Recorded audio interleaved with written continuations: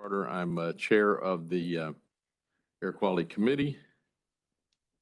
And we want to get started here. Oops, as soon as I find the agenda. Had it on here a while ago. Where did it go?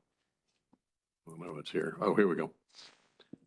And as an initial matter, of course, I need to inquire whether any member knows of any conflict of interest or appearance of a conflict with respect to any matter before the committee today rather than the commission. If any member knows of a conflict of interest or appearance of a conflict, please so state at this time. Seeing none, I take it there are none. And with that, let's move on to approval of the minutes from the January meeting. I hope everyone's had a chance to review them. And the question is, does anybody have any additions, changes, suggestions on the minutes? Okay, if not, I will entertain a motion to approve the minutes. This is Commissioner Bailey. I so move to approve the minutes. Thank you. And do we have a second? Commissioner Weiss, I second. Commissioner Weiss seconds. All in favor, please say aye. Aye. Any opposed? Okay, they passed unanimously. And let's move on to our first concept here, which are the revisions of the PM NACs, which I know we're going to have to spend a lot of time on in the next while, year or two, I'm afraid.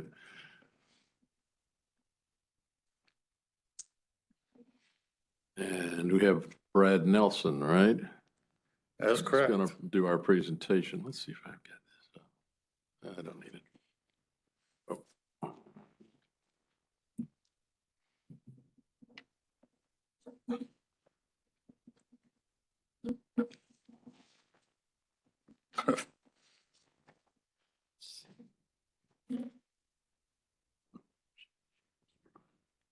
There's a slide presentation here.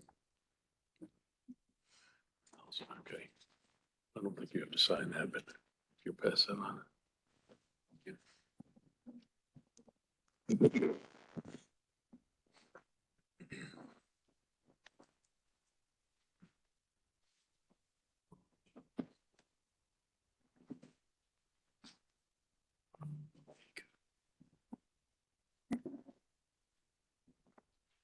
So we can stop at Jen. They weren't that nice to us. Would it have made a significant difference? 10 versus 9.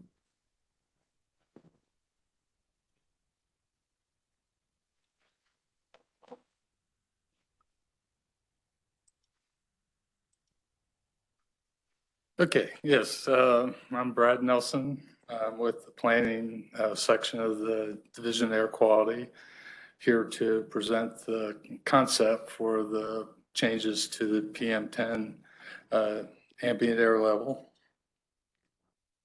Next slide just has some acronyms that you may see in the presentation. To give you a little background, I guess the provisions provide the PM or O2DD 0410 gives the primary ambient air quality standards for PM 2.5. These standards are established by the EPA as National Ambient Air Quality Standards, or they're often referred to as NACs. There are also other NACs, including carbon monoxide, lead, nitrogen dioxide, ozone, particulate matter, and sulfur dioxide. This provides just kind of a history of the NACs for PM 2.5 and PM 10. In 2020, the EPA retained the previous standards, but in 2021, there was a reconsideration of that decision, and they reviewed some of the latest public health information. In February 2024, the EPA provided a revision to the primary annual PM 2.0 standard, lowering the concentration from 12 micrograms per meter cubed to 9 micrograms per meter cubed, and retain the annual standard, or the 24-hour standard at the level of 35. And the rule was published on March 6th and with an effective date of May 6th. So the concept here is we're proposing to revise O2D 0410 with the new standard of 9 micrograms per meter cube for the primary annual PM 2.5 standard. North Carolina has seen a 49% decline in the PM 2.5 emissions between 1990 and 2020. All areas of North Carolina are in attainment with the previous annual standard of 12 micrograms per meter cubed. Based on the latest monitoring data that we have, all areas of North Carolina would have been meeting the new annual PM standard of 9 micrograms per meter cubed. Preliminary data from 2023 indicates the majority of monitoring sites in North Carolina are meeting the new standard. However, Mecklenburg, Wake Forest, and Davidson counties may be slightly above, and we believe that's due to influence from the Canadian wildfire smoke. The EPA uses a 2-year process to designate areas meeting the new standard as attainment and not meeting the standard as non-attainment. The process will involve state input and public comment. The EPA said it will consider the impacts of the wildfire smokes, what they call an exceptional event, when determining the air quality monitoring data. And the DEQ is currently reviewing its monitoring data for 2023 in preparation for submitting an exceptional events demonstration to EPA for monitoring sites above 9 micrograms per meter cubed. And this is just, I guess, the timeline that we have for the rulemaking for this change.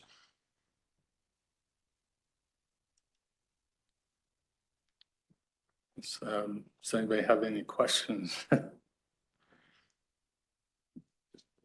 Very briefly. How much above the new standard is those counties, Wake, Mac, approximately? We have a slide that shows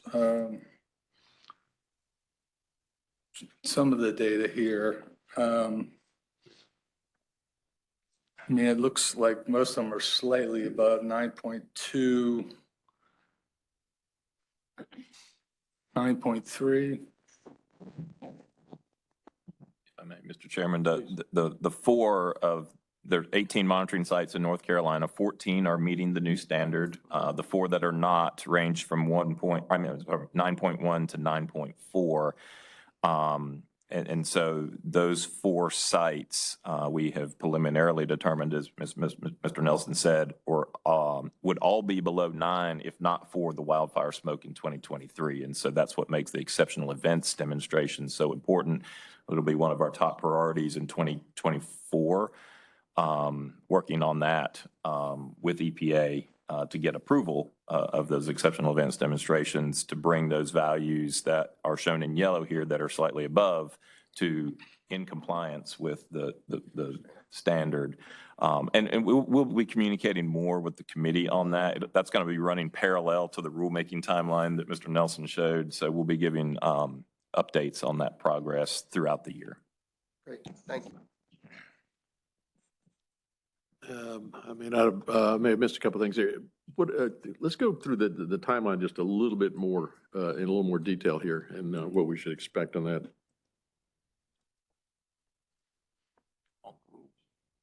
On the rule or on the designation? Well, both. That's right. We've got 2 different actions we're going to have to deal with here. Adoption of the standard and then revisions based on that new standard.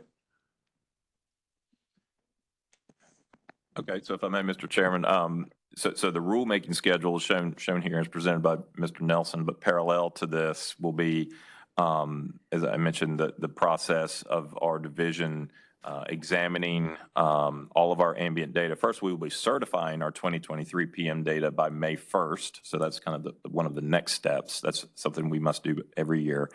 Following that, we'll be working on the exceptional events demonstrations throughout the year. This is a federal rule that sets forth criteria that the division can consider in deeming or determining that there were influences beyond the control of the agency. And so we're not prepared today to give you all the criteria and show you all of the analysis because we're just starting. But again, as we move through that analysis through 2024, we'll give you updates on that. And again, that'll be kind of running parallel to this schedule on the rulemaking. And then parallel with that, and really contingent upon our ability to get those exceptional events completed and approved by EPA, would come our state's recommendations on designation recommendations in February of 2025. So that would be 1 year from the promulgation of the new standard, which happened in February of 2024. So again, it is our intent to have the exceptional events demonstrations completed and done in a way that's approvable by EPA, such that our recommendation would be attainment for all sites in North Carolina once we get to February of 2025. Now, what's going to happen between now and then? Well, we're going to collect a whole another year's worth of data. And so that data will be Hopefully without wildfires.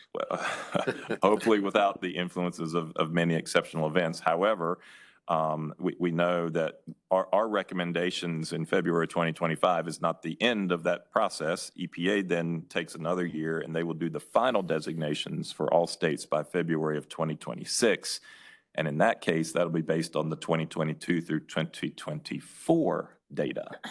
And so there's a question then of whether there are exceptional events in 2024, whether we would have to quickly do additional exceptional events demonstrations for calendar year 2024. So with the newer standard, we're trying to project workload moving forward as well. And we see the potential for there to be ongoing potential annual efforts to do exceptional events demonstrations with anticipated effects to increase from wildfires globally, or even potentially prescribed burns in greater amounts in our region, in our state, which again is good fire and something that we endorse that's done responsibly following our smoke management plan. It's anticipated that all fire will increase moving forward. So again, we'll be working on that through 2024 and give you updates as we progress. Does that help? Yes, it does. And, but the other thing I'm looking at the schedule here. Is this actually the adoption of the rule itself, of the new standard itself? That is correct. Schedule. Okay, that's the other piece I wanted to make sure everyone was aware of. So tentatively affected by, well, basically not slightly less than a year, but I don't anticipate that should be a problem. All right. Anybody else have any questions? Comments? All right. Well, thank you. And let's move on. Let's see. I lost my agenda again. Who's up next?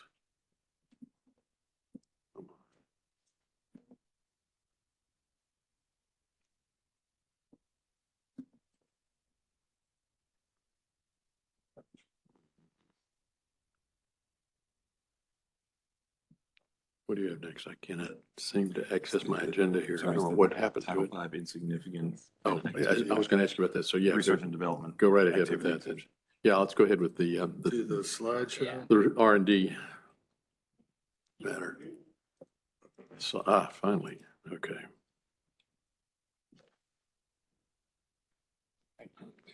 Well, now.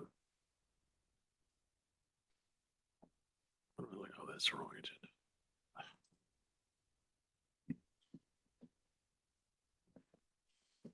Please. Hi, I'm Ashley Hoskin with the DAQ, And today I'm presenting the adoption of Rule 02Q 0529, Title V, Insignificant Research and Development Activities. And here are some of the acronyms and abbreviations in the slides. So for some background, the initiation of this rule was the requirement under Section 1211D of Session Law 2023-134 for the EMC to create an exemption from Title V permitting for research and development activities to clarify flexibility. The proposed changes continue to align the rules with existing federal requirements and current DAQ practices and provide clarity and consistency for Title V facilities conducting non-major R&D activities.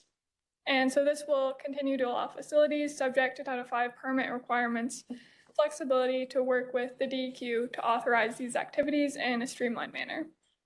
And the current practice of reviewing R&D activities is performed under the existing provisions of Rule 02Q 05038, which closely aligns with the division's understanding of the EPA's white paper, and adding this rule isn't expected to change any of the division's permitting practices or how R&D activities are treated under Title V permitting. And some more background, the EPA issued the white paper as guidance to enable states to take steps to reduce the cost of preparing and reviewing initial Part 70 permit applications. And according to the white paper, there was a perceived lack of clarity in these requirements. So facilities felt compelled to make conservative assumptions to ensure themselves of like receiving an application shield or receiving enforcement actions. And on August 31st, 1995, the EPA proposed a supplement to previous proposed actions related to permit revisions, and the August 31st edition clarifies Title V permitting requirements to non-major R&D facilities that are located with sources that are major and contains a definition of R&D that assisted in the development of the proposed rule. However, the EPA never finalized its proposed actions, including that proposed definition of R&D.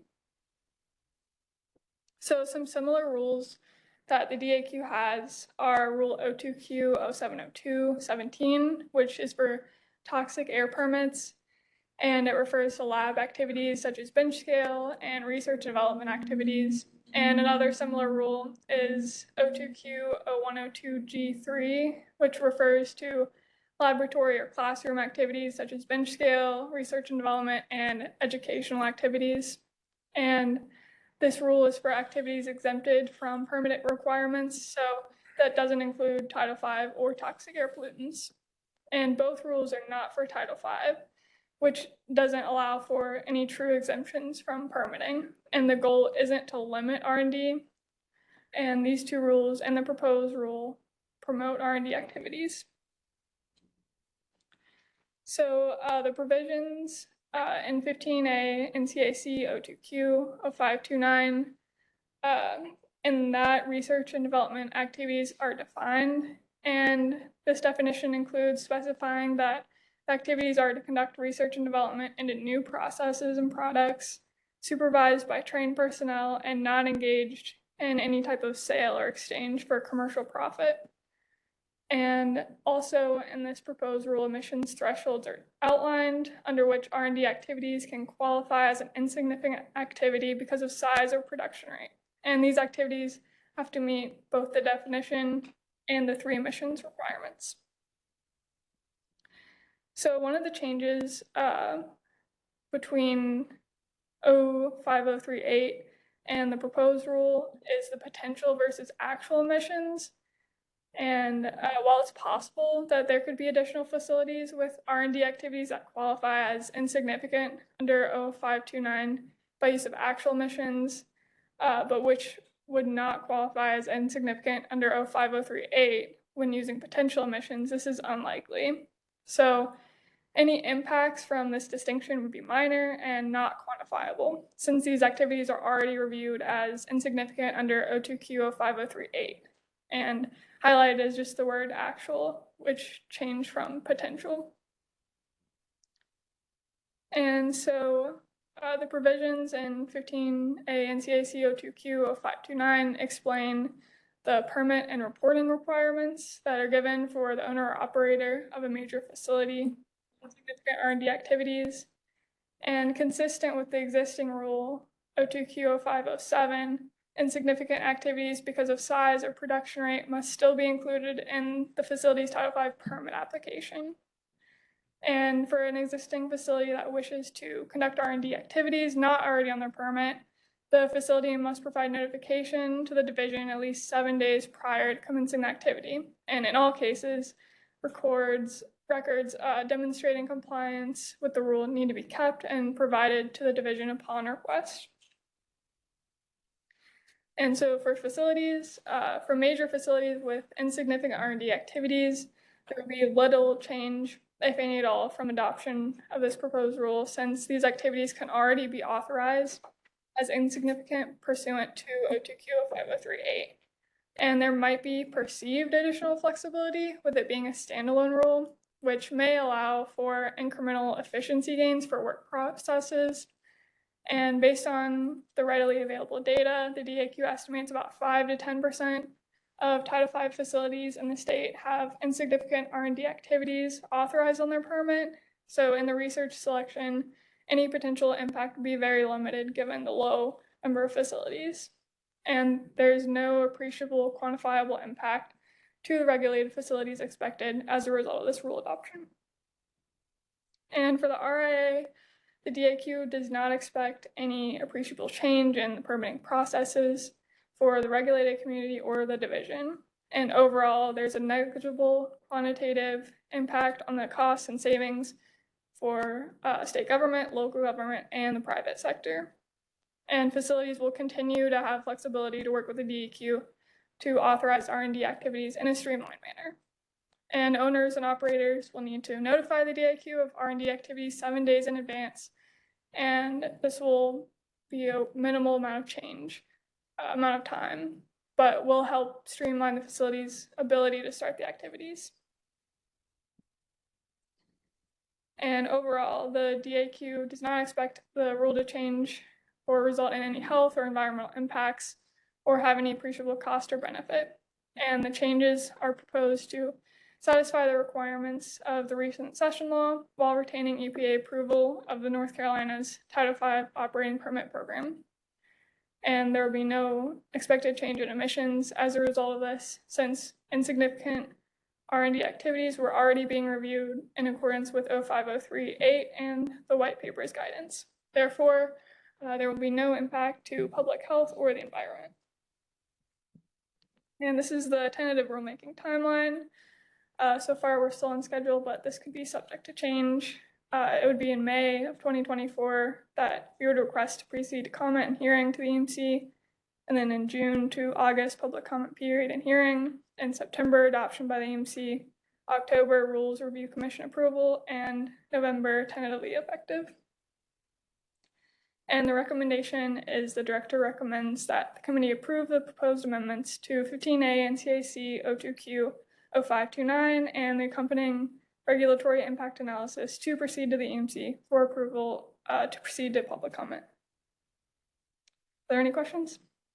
I just have, well, I do have, I guess it is in the form of a question. I remember in the January meeting, we discussed trying to get some more information from EPA. If anybody there still had any institutional memory of this whole thing, was there any success in that at all? We did end up talking to the EPA, and they didn't have any comments that would prevent us from moving forward. Okay, that's fine then. Any other questions or comments on the rules in this proposal? Yes. One question. Let me see if I can find this again. So the white paper that's referenced, the guidance that's referenced in the legislation uses somewhat different language in a couple of places, and I'm just trying to understand how this matches up to the language. I mean, it talks about treating an R&D source as insignificant unless there are SIP requirements that apply. And it also talks about, and now I've lost that paragraph again. It talks about R&D facilities still being subject to Part 7D. Says some R&D activities can still be subject to Part 7D because they are either individually major, and you've addressed that, or a support facility making significant contributions to the product of a co-located major manufacturing facility. That last language, I'm not quite sure whether there's anything in this draft rule that really picks that up. So that's my question. So did the criteria in the draft rule recognize the fact that EPA has said that if they are a support facility making significant contributions to the product of a co-located major manufacturing facility, they're still subject to Part 70? I believe if they're like that high, then it would be a major source. So then like the gatekeeping language would make sure that it's still non-major. And I guess that may be a question of interpretation of the EPA guidance, because I guess I was understanding that to say the R&D source may not in itself be a major source, but it may be contributing to the product of the co-located major manufacturing facility. And that's the part I wasn't sure I understood, or whether the rule language was sort of picking that up, because the rule draft is written in a way that makes you look at the individual R&D source. Is it a major source? Does it meet all these other criteria? So I was just curious as to whether it picks up what appears to be this other piece of the guidance, which says it may still be subject to permitting under Part 70 if it's making significant contributions to a co-located major manufacturing facility.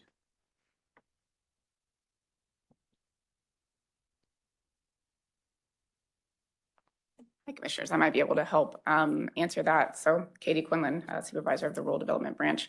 So we tried to capture that in kind of two places. One, the definition, which we took from that EPA proposal that was never finalized, which I don't have the rule to pull up on the screen, but is intended to capture, not products not made for final sale, products that are purely for training and research and development. So that's the intent behind the definition, to restrict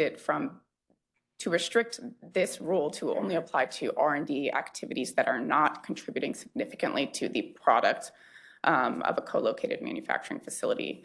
And then the second part, where we also tried to capture these activities themselves cannot be major sources, is in paragraph B, or subparagraph B4. And that's what that's actually what EPA commented back to us, was kind of gatekeeping language is what they referred to it as, to ensure that although the criteria in B1 through 3, based on actual emissions, are kind of limiting it to below 5 tons per year of the criteria pollutants, and meeting those thresholds there, we do have to still ensure that the potential emissions are not high enough to be, for the activities themselves standalone, to be considered a major Title V source. And so that's where we have the B4 language as like that backstop to prevent that. That answer? That's very helpful. I think the maybe remaining question I would have about the definition, the definition does talk about research and development into new processes and products, and that is not engaged in the manufacture of products for sale or exchange for commercial product. So I guess to me, that's not quite the same thing as saying it's not contributing to the product being produced. I guess I would interpret that to mean it's not independently selling or exchanging something. And whether that's the same thing as saying that it's not contributing to the product that's being manufactured. So, Okay. But that's helpful. Okay. Thank you. And to dovetail onto that, is that, and we're looking, I think it's slide 6.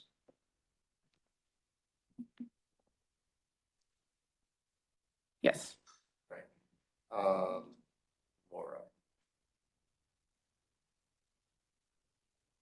No.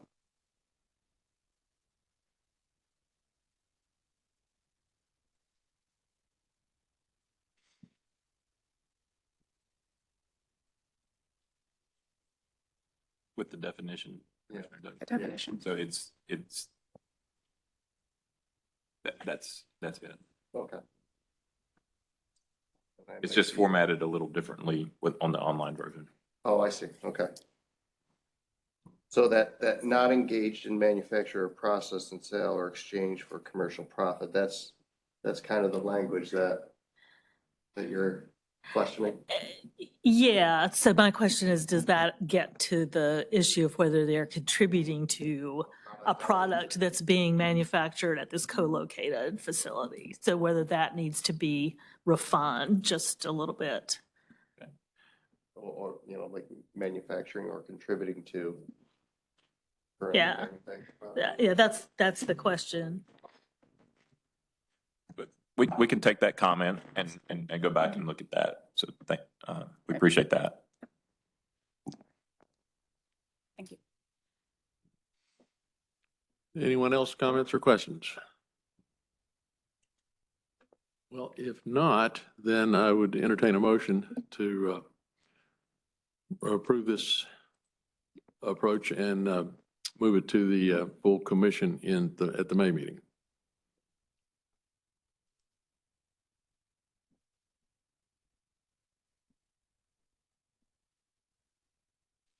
Anyone with a motion? Okay. Vice Chair Duggan moves to approve this for consideration by the full commission in May. Do I have a second?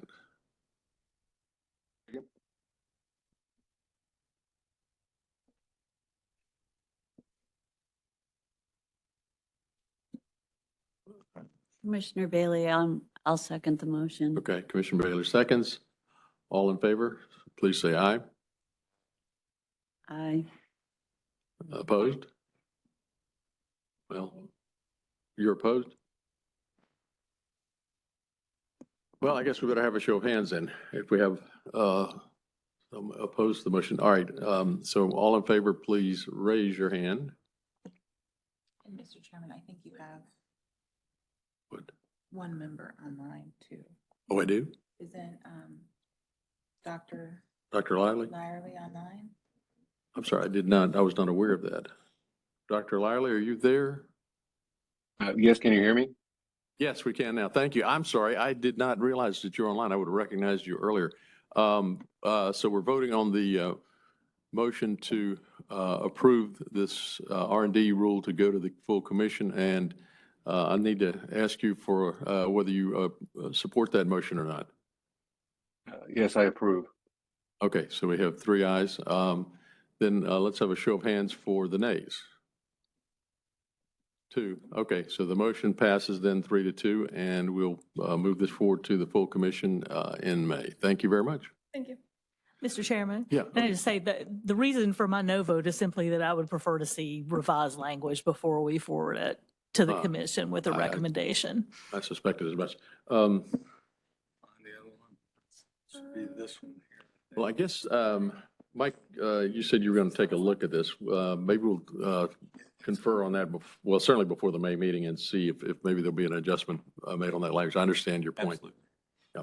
Absolutely. Okay, and And yes, that was. the similarly, concern as well. okay, that's certainly fine. All right, and next is our informational matters, right? Damn, I keep losing the agenda. Very good, here we go. And this is the greenhouse gas inventory. Yeah, good morning. I'm Randy Strait, Chief of the Planning Section with the North Carolina Division of Air Quality. How much time do I have? Well, we have, let's see, where we're supposed to go to 11:45. So we've got, you're not pressed on time. You've got. Okay. Go ahead. If I start need to tonight, I'll- hurry I'll up, just give you a give me a nudge. signal and I'll Yeah. move forward. Okay. All righty. Thank you. Let's see, advance the slides. Well, do we need to put this in presentation mode first? I wanted to do that. It is, Randy, on the screen.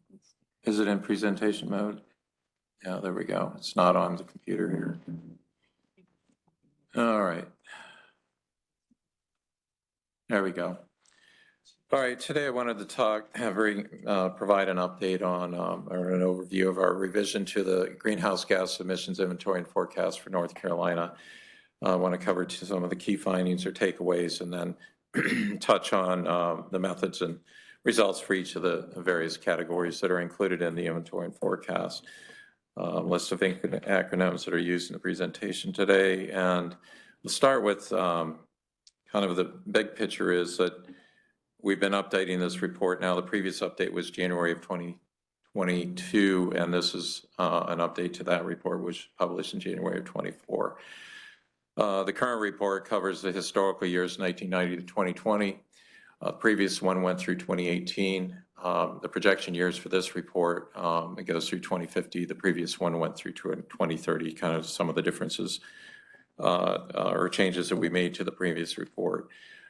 There were significant changes to methodologies for most of the categories. We follow EPA's methods where we can, and they had made significant revisions in a lot of the categories. So in addition, the EPA transitioned from using the global warming potentials for calculating carbon dioxide equivalent emissions from the Intergovernmental Panel on Climate Change, there we go, from their fourth assessment report to the fifth assessment report. So that meant we had to update emissions for all categories going back to 1990, incorporate the new global warming potentials. I'll explain those in a little bit. And then for the most part, EPA puts out a set of, they call them spreadsheet modules for the states to use to develop their historical emission estimates. There's 12 different modules for the different categories, and then there's one for doing projections. Pretty much use those tools that EPA provides us, with the exception of the land use change and forestry category. That's the carbon sink category. And then for on-road vehicles and then we calculate net electricity imports. That's something the EPA doesn't do. Okay, this is an overview of, well, the slide didn't advance. Not sure what's going on here.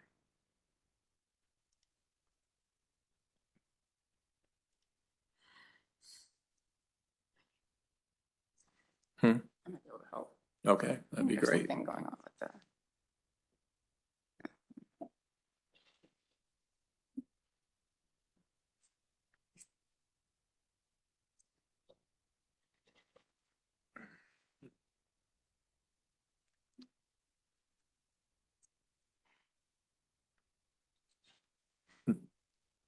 There we go. It won't.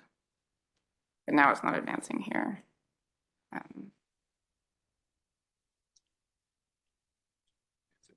can't even find the mouse.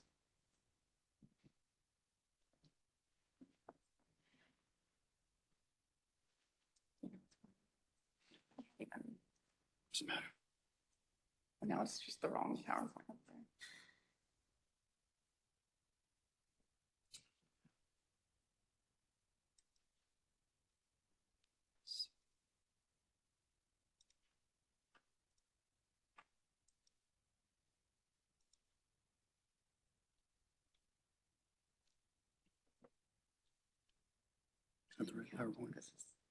I think it just shares screen.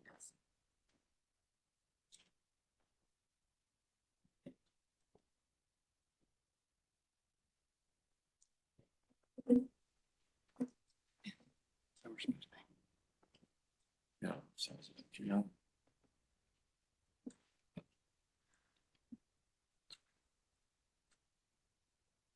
I'm sure it has nothing on here. If I put in presentation, I'm trying to. It's responding. try it up here.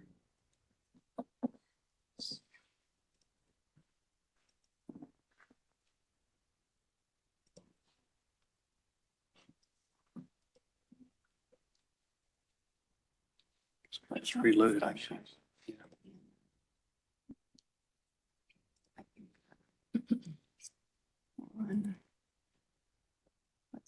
This one's still in presentation. But I think that's what the issue is.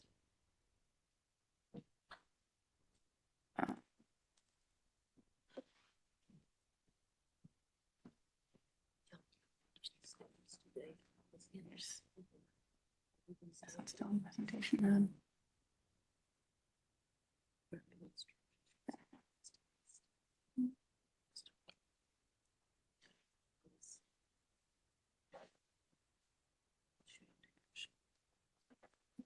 Guess my time is shrinking. Yeah, now you definitely have less time, Randy. All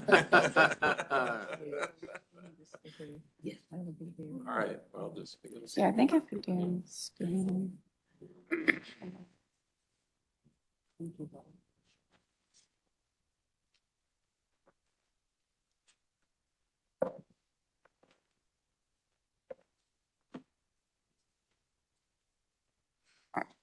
Sorry about that. You got it? All right, great. Well, I'm back. This is a summary of the kind of the highlights of the work that we did in the report, and what this graphic is showing is our gross greenhouse gas emissions and contributions by sector to 2020 emissions. And yes, there is impact to the pandemic on year 2020 in terms of emissions, and I'll talk about that in a little bit. But the conclusions are actually very similar to what we had in the 2018 report, and that transportation is now the largest contributor to greenhouse gas emissions. This report is 36.1%. I think the previous one, it was 36% contribution to total greenhouse gas emissions. And then it's followed by the electricity power generation sector at 30%. In 2020, and then the industrial sector just shy of 13%, and then agricultural sector at just shy of 9%, and then waste, and then the home and the commercial. It's really residential and commercial fuel consumption or emissions from the combustion of fossil fuels used in homes and the commercial sector.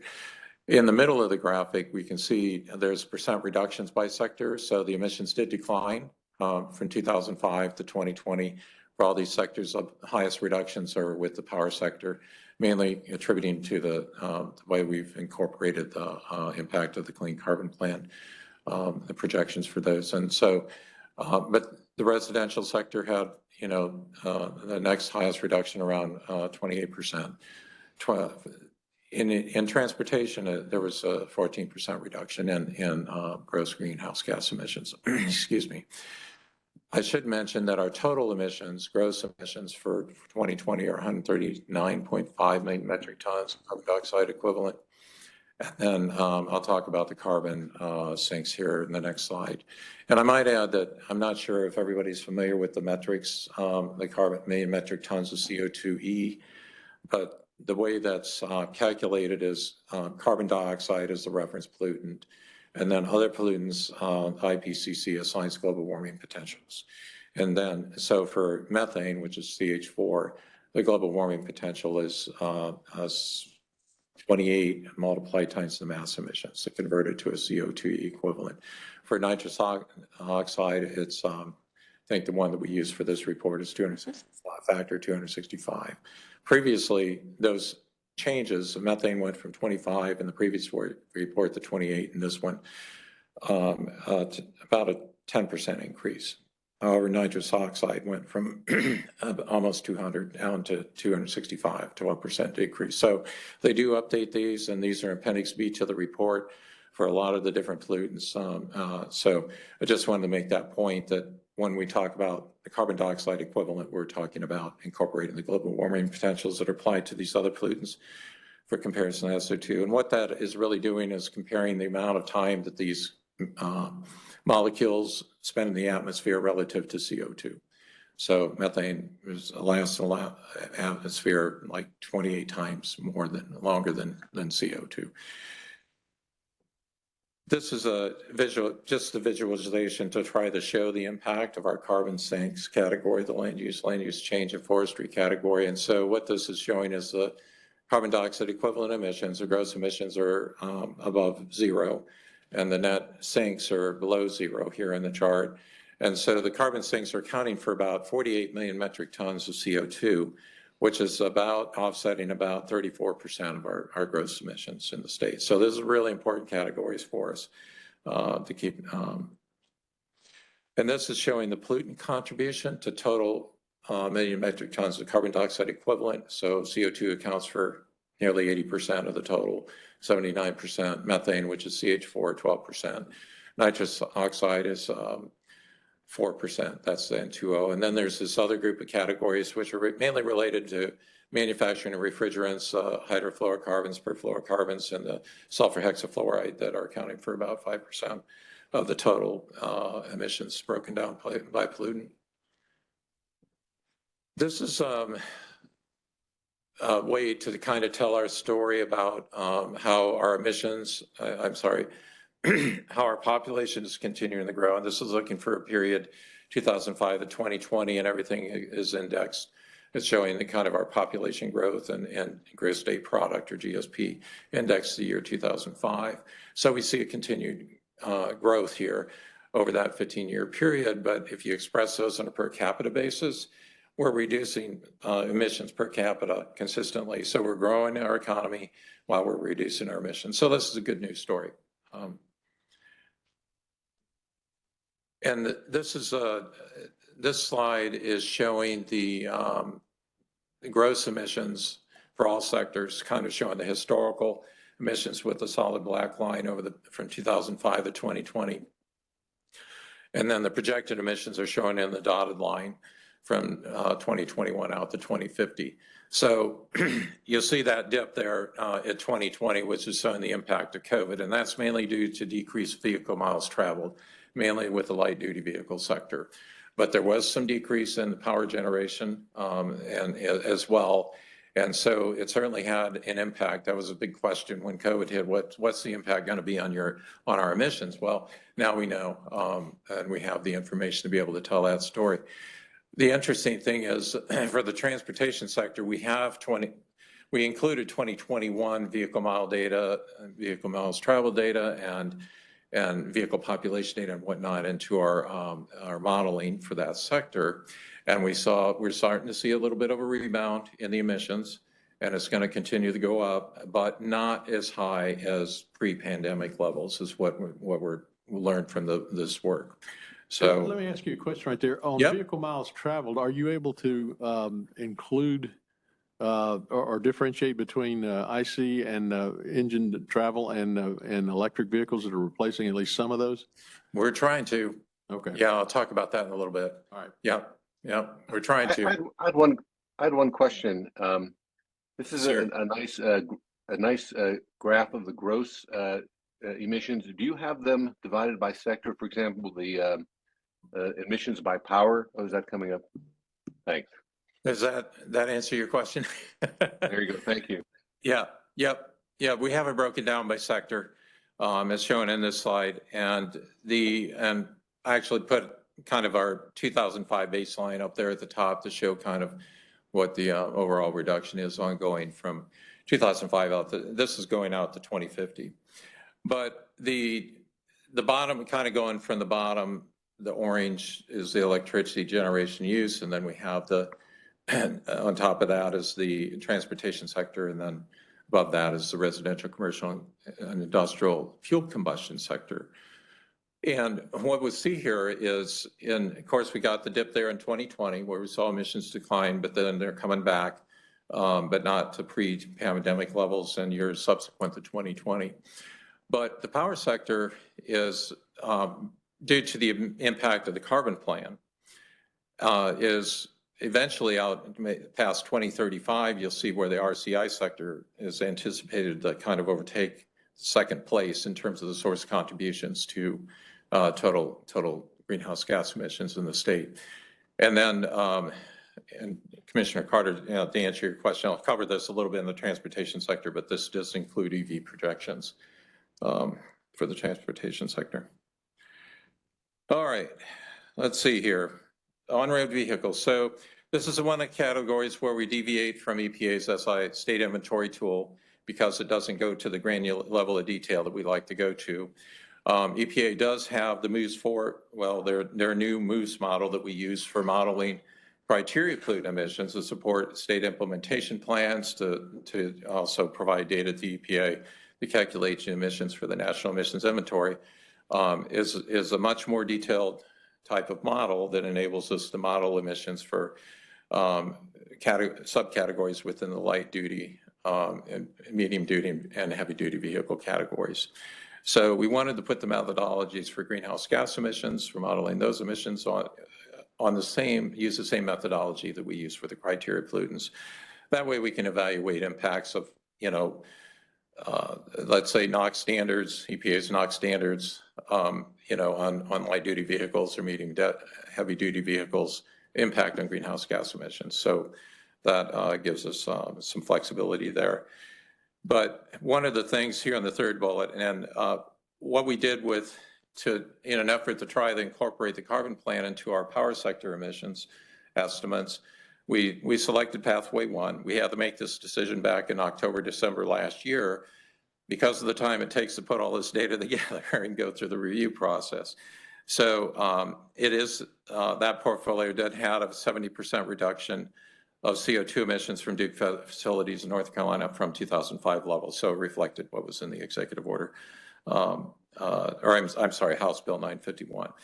But that may not be what we end up with, but it's an effort to incorporate the impact of the carbon plan on these projections here. The Duke Energy incorporates assumptions about EV use in the future and those projections. So we got that information from them and factored them into our transportation projections for light duty vehicles.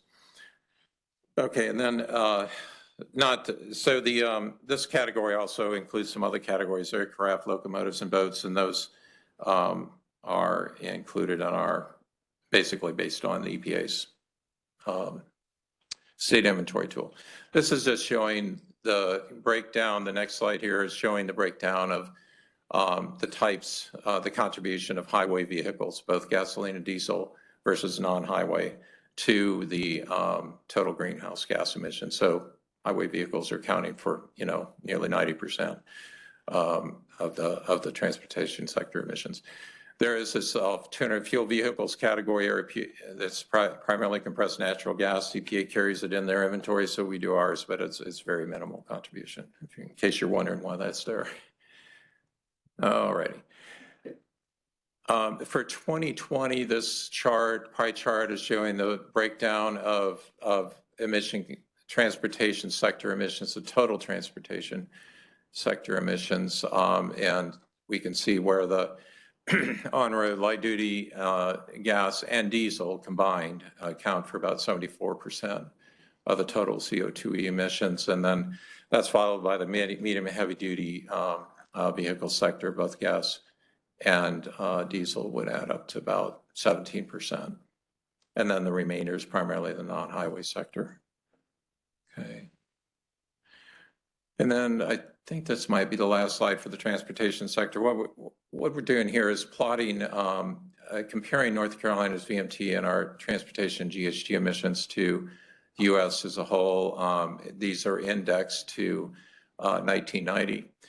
And the trend is from 1990 through 2020.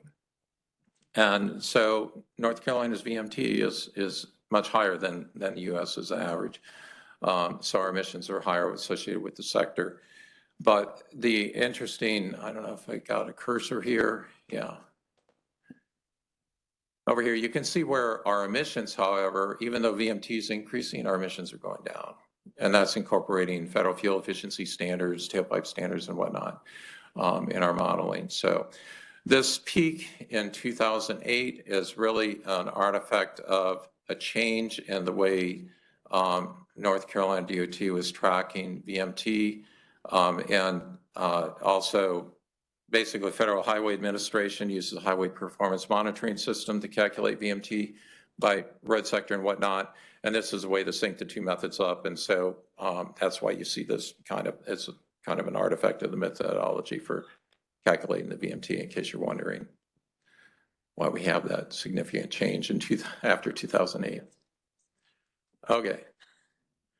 Oh, there is one more here. On-road vehicle greenhouse gas emission trends. So projections are that even though it's second largest source in our state, and we expect it to continue to be our first largest, and we expect it to be, we do anticipate in our projections continued reductions in emissions from the transportation sector, again, mainly because of federal standards, as well as, things like electric vehicles becoming more prominent in the population of vehicles in the future. All right, electricity generation in use. Yep, Marion or Commissioner Deerheck. May I ask a question before he moves into the Sure, next go right ahead. sector? I thought it might be efficient that way. For the slide 13. I'm sorry, slide 13. 13. There we go. Yeah, or could have been any of the subsequent slides. I'm just curious, how much would that curve have gone down if the state had been able to proceed with alternative clean truck standards? Has there been any look at that? We haven't really looked at that. I didn't think, I have to look at that, but. We're not allowed to now, but. Right. I would just, it's. We could take a look at that if you'd like to, yeah. And then the other thing is about the 2020 pandemic. I sent you a note about that. Right, And you said you were going to mention it.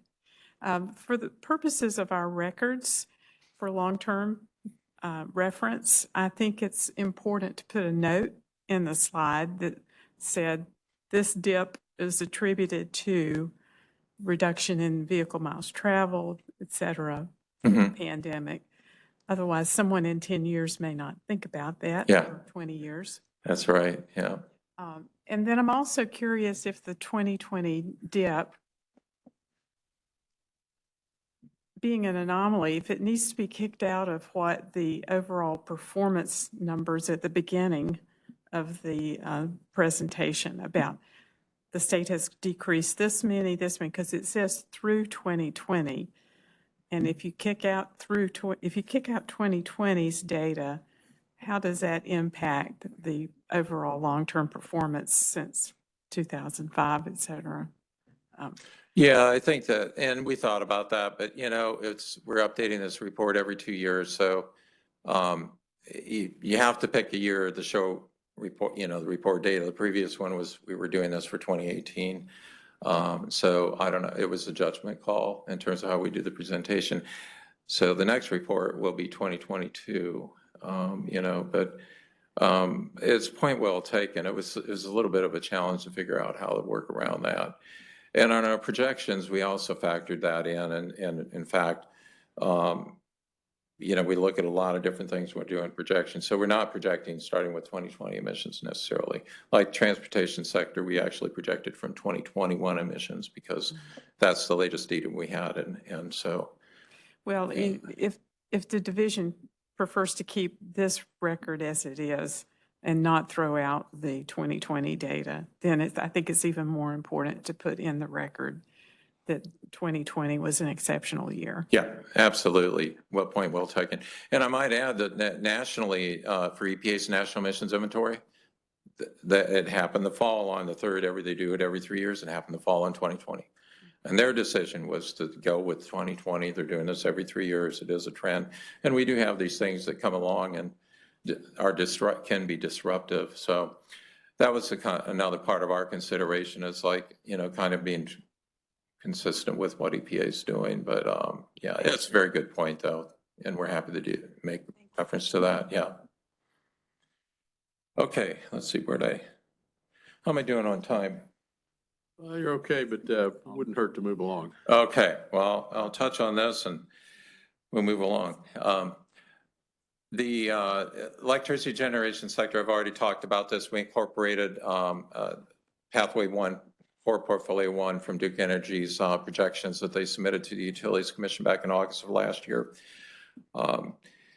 And then we also included net electricity imports using EIA or Energy Information Administration data, which adds about 11% of our electricity is imported on a net basis. So those are included in the imports. I think on this chart, it's just showing the breakout of electricity generation by fossil fuel versus renewables for 2005 and 2020. And the important thing here is that if you look at the bottom of these charts to the right, in 2005, total generation was 126 million megawatt hours. In 2020, it was 122. It was lower than it was in 2005. So that shows the impact of the pandemic. I did look at some other data from other states, and there were about 5 states where the generation increased between in 2020 relative to 2018, but most states the generation did go down during the pandemic. So I'll just move along here. This is just showing the fossil fuel, the emissions by fossil fuel type in 2005 and 2020. As you can see, this shift from coal to natural gas has been a huge factor here for North Carolina, with coal accounting about 55% in 2020 and natural gas 45% of our total of the greenhouse gas emissions for the sector. And this is just showing the kind of comparing the in-state generation to the imported electricity. Okay. And this one, thought it was interesting in 2020. We kind of I actually think it might have been a little bit earlier than that. But anyway, we see this is showing greenhouse gas emissions from 2005 to 2050. But the coal is the blue line and the gas is the gray line. And as you see them intersecting and crossing with emissions from the gas sector exceeding the emissions from the coal sector starting around 2021.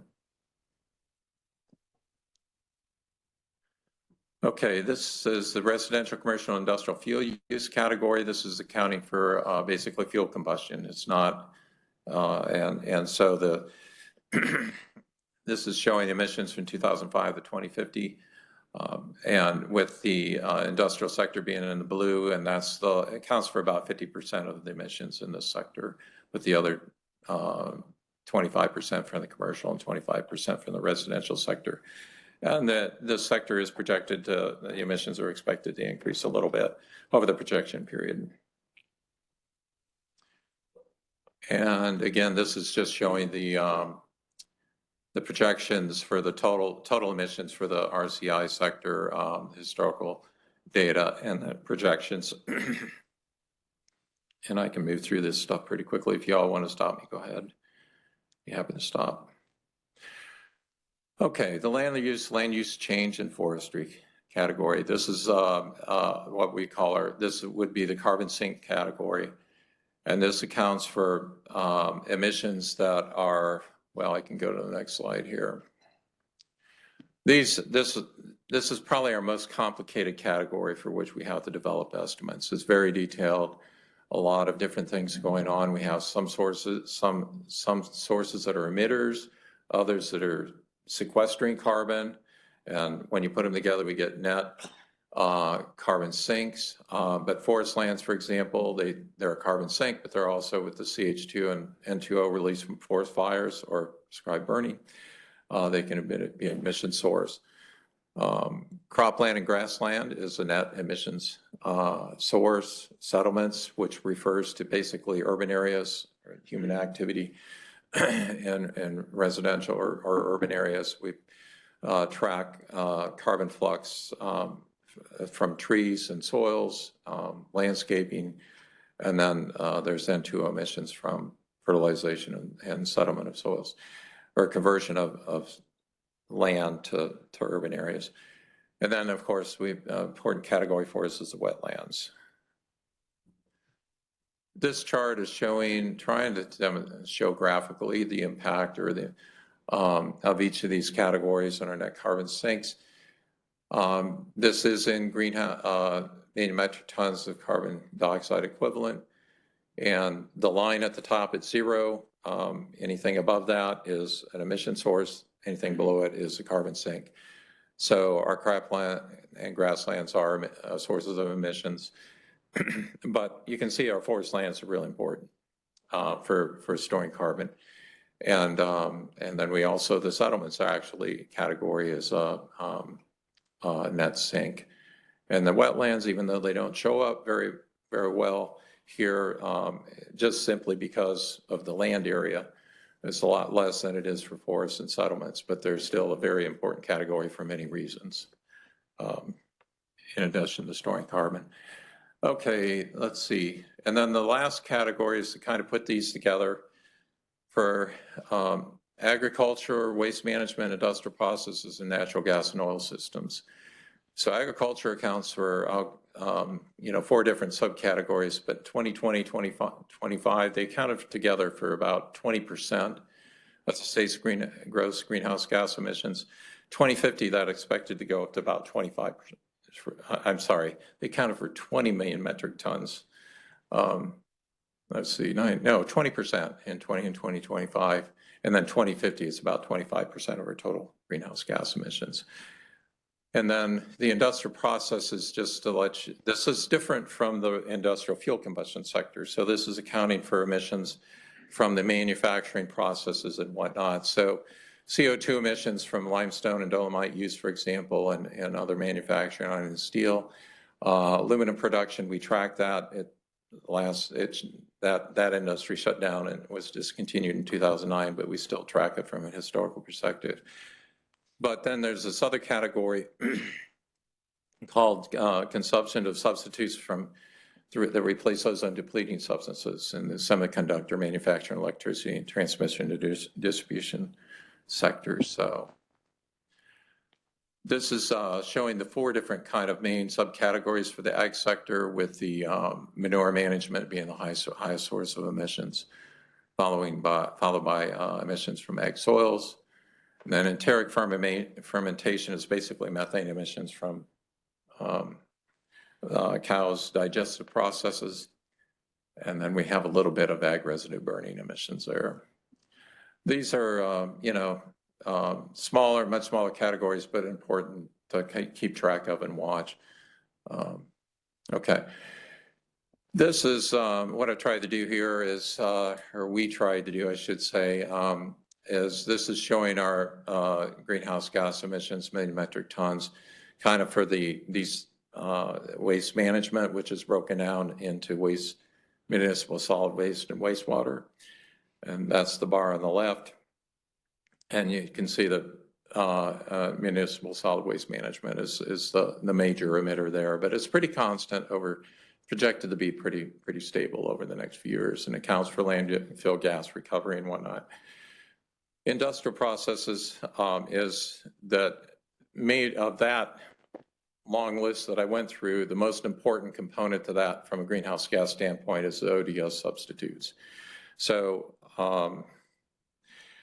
these are EPA's, because of the Montreal Protocol is adopted, 20 years ago, but anyway, there's an effort to replace these, it's mainly refrigerants, and it's to replace those refrigerants, the chemicals you use that have very high ozone depleting potential. This is stratospheric ozone up in the air, up high, the stratospheric ozone. To replace them with chemicals that ended up being what we call the hydrofluorocarbons or the perfluorocarbons. Well, those carbons have pretty high global warming potentials. So now there's an effort to find replacements for those chemicals. In our projections, there's actually an act called the American Innovation and Manufacturing Act that was adopted by Congress, I think, in 2021. Requires the EPA to develop rules to replace mainly it's the HFCs, hydrofluorocarbons, by 85%. I think it's by 2035. So our projections, we could not capture that in our projections. So these are overestimates for this particular category. And we actually talked to EPA about this and trying to figure out how we can incorporate the AIM Act into these projections, but they said, well, we're not there yet. So anyway, caveat there, we'll keep an eye on it, but it's an important category for the industrial non-fuel use sector. And then natural gas and oil systems, there's some methane emissions from the transmission and distribution of oil and natural gas in the state, but it's a small sector. All right, there we go. Questions? I guess you answered them all. No. No, they had a few. It's a very thorough presentation. Thank you very Well, thank much you. for that. Yeah, I appreciate that, yeah. I might add, I've listed 3 people here, and Mr. Andy Ballman, who actually led the greenhouse gas inventory project. We're dealing with a lot of information here. And I think we had up to 10 staff working on this at different points in time. And it's a huge effort to pull it all together, make sense of it, look at it. Oh, that doesn't look right. Go and research it, come back. So it's a huge effort. I just really want to recognize them and also thank them. Glad, it's a great team to work with. Oh, Mr. Chairman, Sure.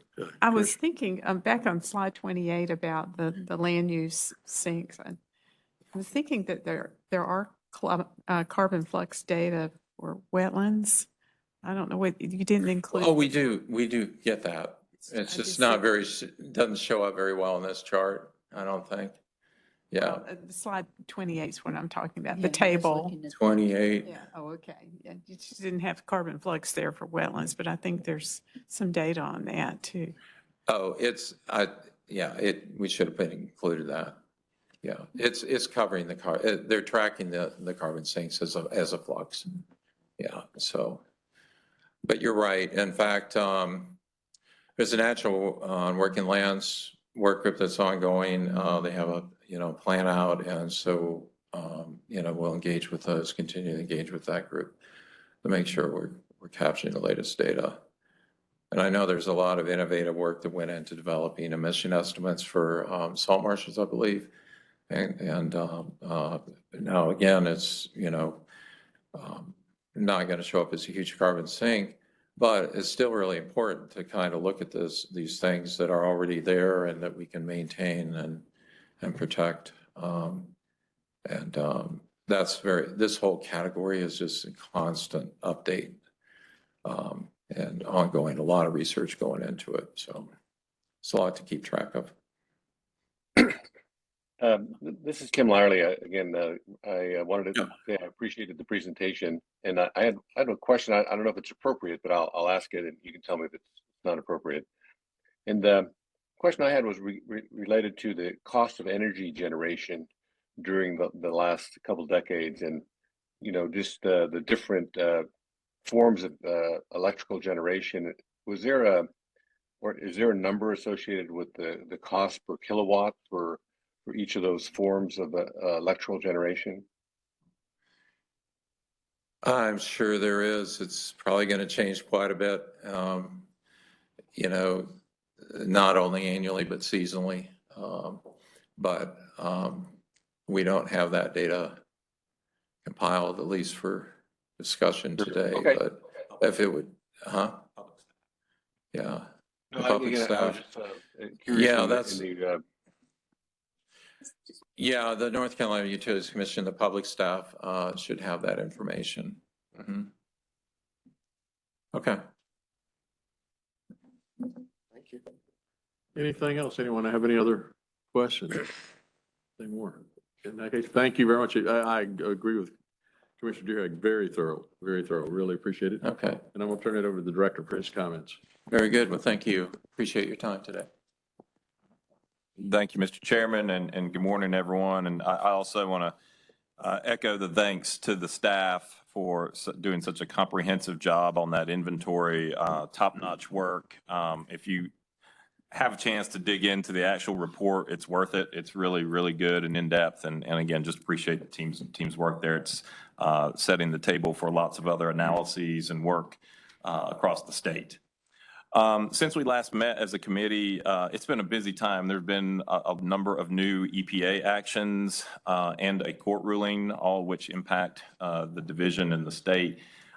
We touched on the PM 2.5 NAAQS changes earlier in the meeting, but one court action and ruling I wanted to just highlight briefly is related to an update on the Startup Shutdown and Malfunction, or SSM for short, Startup Shutdown and Malfunction SIP call related to the State Implementation Plan, or SIP call, that occurred. And so just a little bit of background to start.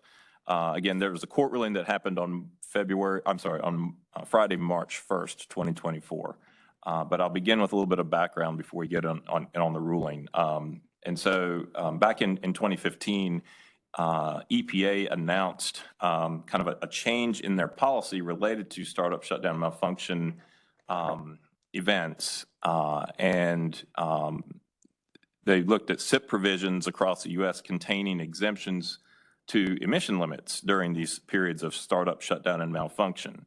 And they indicated that those, how some states were treating those were inconsistent with the Clean Air Act, and they issued a SIP call, again, a State Implementation Plan call. And this is really just a tool the EPA uses under the Clean Air Act when they find that a state's plan has a substantial inadequacy. So they issued that SIP call back in 2015 to 36 states, including North Carolina. So fast forward, that was in 2015. Fast forward to 2020, EPA at that time withdrew the North Carolina SIP call on this matter.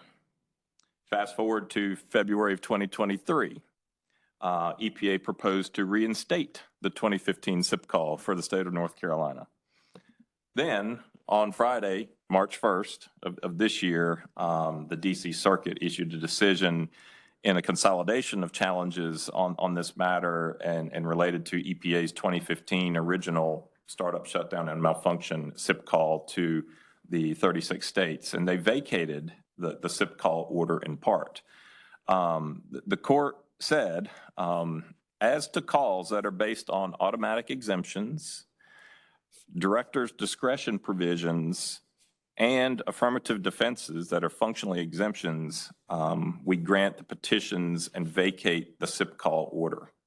So I'll point out that out of those three things, the EPA's basis for including North Carolina in that original SIP call back in 2015 and in the proposed reinstatement in 2023 were due to the fact that our North Carolina regulations for startup shutdown malfunction provisions fall both into the director's discretion provision and the automatic exemptions category. And so here, the court didn't think that the SIP call on those matters was appropriate. So given the rulings happened very recently, I won't take this discussion any further today. It's been a long, winding path for the last decade or so on this topic. I'll simply conclude by saying that we and our legal staff are continuing to review the ruling and better understand its potential impacts on any SIP-related issues that are pending before EPA. However, it appears that the rule that is the state's startup shutdown malfunction rule that's been in place for over 2 decades will remain, and the division will continue to implement it as written. If you'd like to review kind of this last 10 years of history that I just summarized in about 2 minutes there, and there's additional background on the topic in the slides related, or the slides that we presented back at the May 2023 meeting of this committee. So if you go back to that meeting, there's a presentation that kind of would reorient you on the history of the last 10 years or so, if you're so inclined. It's a good reference. So I will stop right there, Mr. Chairman. Thank you very much. The best I can say about reviewing that is if you need something to put you to sleep at night, go take a look at it, but it's unbelievable. Commissioner Bailey. Yes, I just had it's been a while since I had to deal with that regulation for companies I was working with in Ohio, but it seemed like we always were confused about how it was implemented. I mean, it was a huge manufacturing facility.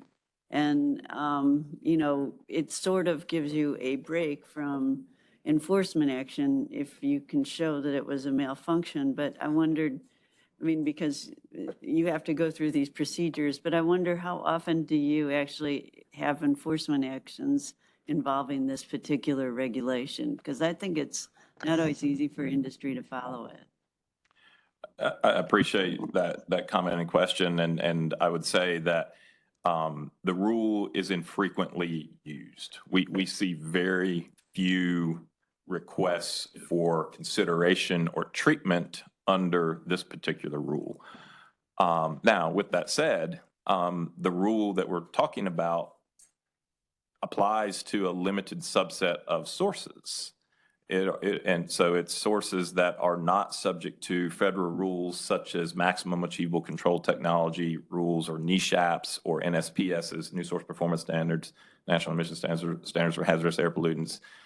So those are all not, if you're a source subject to those federal rules, you're not subject to this rule. You're not eligible for consideration under this rule. So that takes off the table a lot of significant sources. So, yeah, it's a limited subset, impacts a limited subset of sources, and it's infrequently used. But it is conditioned in a way, the rule is conditioned in a way to handle and give the division an opportunity to review any cases that come before us, but they must meet some high bars within that rule. You know, the industry's got to, a facility would have to provide a lot of detailed information as to why the excess emissions might be allowable and what they did to mitigate that in a timely manner, amongst many other considerations. So, yeah, so that's kind of a long rambling answer to I think your question. I hope I addressed it okay. Thank you. Yep. Commissioner Deering. Director Abrazinskis, I remember between 2017 and 2021, the EMC was asked to amend startup shutdown and malfunction rules. Can you give us a quick history on that again and what role it plays in this, if at all? You are correct. In response to the 2015 original SIP call, the division initiated a response to that through rulemaking. That rulemaking made it through the commission and the rulemaking process, but never was put on the books because it was contingent upon an EPA action that never occurred, and that was they never reviewed and approved it into the SIP. And so that was when it was the new kind of replacement rule to fix the inadequacies that EPA had alleged in 2015. It never made it to the books because EPA never reviewed and approved that particular action. So in effect, what's been in place all along is the original rule, which EPA has gone back and forth on whether it was not consistent with the Clean Air Act or it was consistent with the Clean Air Act. And so now the DC Circuit has ruled on that. So yeah, that the replacement rule never was in effect a single day. Okay. Yep. Thank you. Anything else? Well, in that case, I will simply announce that the next meeting of this committee will occur on Wednesday, May 8th at a time to be determined later. And with that, we adjourn. The Water Quality Committee is scheduled next at 12:15, I believe. Thank you for attending.